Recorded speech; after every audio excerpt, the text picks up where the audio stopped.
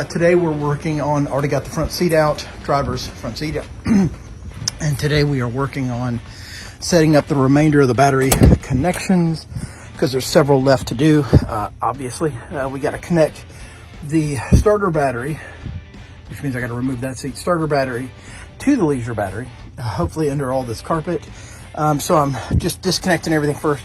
And when you're disconnecting a battery, it's the opposite of setting it up. So I'm going to disconnect the negative first, then disconnect the positive. Then I can safely remove all the components.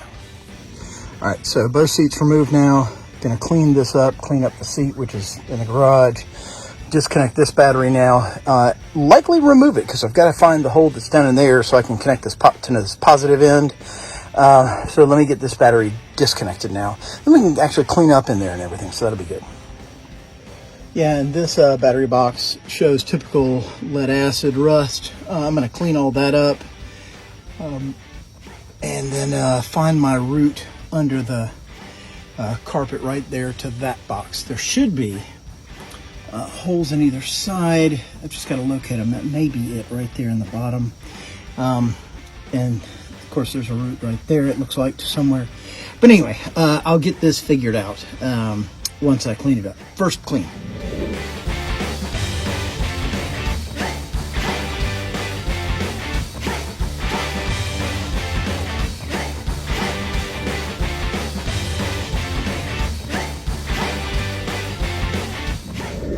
Still working out where to run the wires, so gonna figure this out.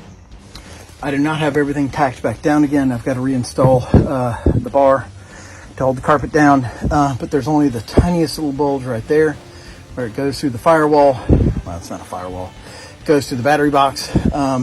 This will get held down with tape. This will be under the seat. Those are now connected, and those are the loose ends to wrap around to the DC charger. So yeah, we're making great headway here.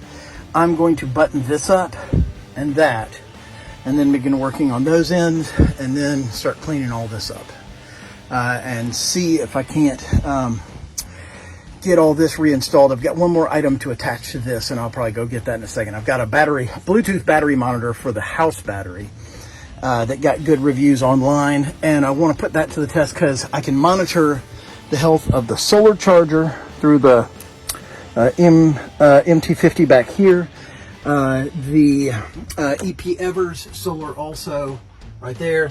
This battery has its own built-in Bluetooth, so I'll be able to check it, but I need to be able to check this battery, so I'll get that done in just a second. Okay, that carpet's back down, wires are run through the grommet, barely a bulge here or noticeable difference. I've scrubbed this and cleaned all this, and I think what I'm going to do now is hit these rusty spots with some rust reformer. Just real simple spray on stuff, let it dry, and then put the battery back in. That'll make life easier and less worry down the road, so I'll do that now. All right, so this is an Ancel lead acid Bluetooth battery monitor for the starter battery. The leisure battery has already got Bluetooth monitoring available, but this will allow me to check on it. Simple install. It's just two little clips that go on the leads to the battery. So we're going to throw that in now. Yeah, it's literally a two-second install.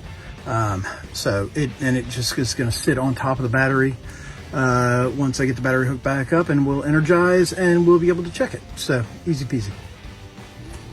Okay, so now the DC to DC charger is fully hooked up. We've got the batteries all wired through here, under here.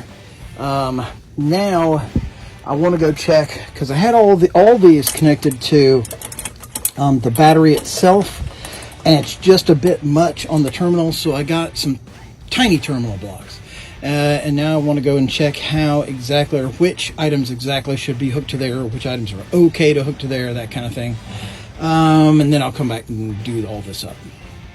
All right, and requiring a tiny little watch screwdriver is the D+ wire. That gives the signal from the alternator, which is actually the blue wire on that relay, to tell the DC to DC battery charger to begin charging, because it's getting power from the alternator. And so that's hooked in now, good and tight. And so the one use I've had for these in a long time. And now we're on a rain delay. So it rained me out a little bit, but that's okay. We're just gonna have a beverage break. Time for a cold snack. And that's the only one I had in the house. It's the only single beer left in the house. It's terrible, isn't it? But yeah, that's what it is. At least it's not Bud Light. So rain makes it possible for me to go ahead and wipe all the old grease off of the swivel base and the seat bottom. And then I'll use some white lithium, which you can see there and way over there, to make them slide freely again.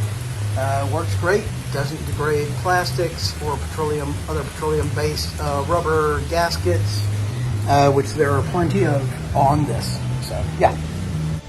And I've just finished wiring up the fuse block, again using Velcro to attach it, running the two AWG cables through the opening that's already cut into the cabinet for the side, coming down to the batteries. So just about ready to connect everything.